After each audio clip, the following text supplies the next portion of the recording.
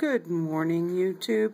Just wanted to make another quick video this morning because I just got my daughter's bushcraft knife from Brian over at Teehan Knives, and I wanted to share it with you.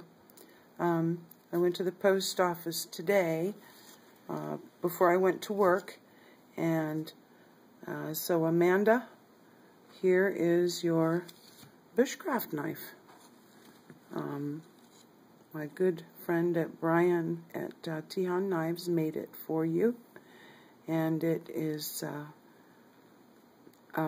honest to goodness, heavy duty, thick blade, long blade bushcraft knife in green like we had talked about.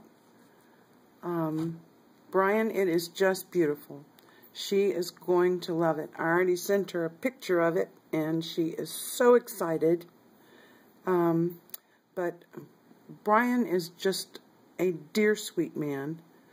And he must have been looking at the comments that I made to Paleo Man 52. He's a flint napper, and he was taking a walk in the woods and looking for deer antler, because he uses them in his flint napping. And I've always thought, my gosh, you know, they can't be that hard that they would chip flint or quartz or stuff like that. I myself had never really held one in my hand for long enough that it would stick in my memory. And he included two beautiful little antler tips in my package. Look at that. Beautiful. And they are heavy and hard as a rock.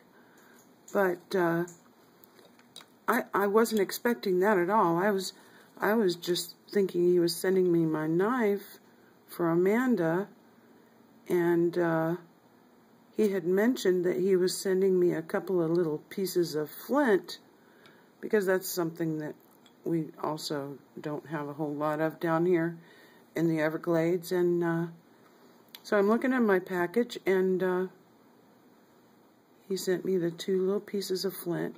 I just love it. I've not seen but the one piece of flint that I have in my kit, you know, that I got with my fire steel. Look at the color and the banding and the marbling in there. I mean, this has even got some of the outer layer of the chunk of flint on it. Just so pretty. So pretty. I thought, oh, that's wonderful. And then I was digging down in the box again, and well, Brian, I lost my breath because this is really, really awesome. Thank you. It looks like it's made of bone, and I keep a journal. It's a Midori journal, and you put 4 or 5 booklets in it with using elastic band in a leather cover, and this is going to go on my Midori journal now. That is just awesome. It looks like it was engraved into it. You can see by the shine. It's so that I'm going to attach on the outside of my journal, which I use every single day.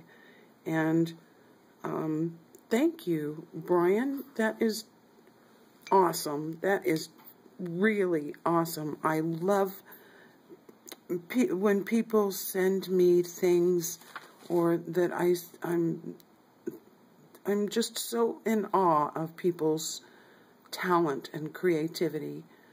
But that wasn't all he sent either.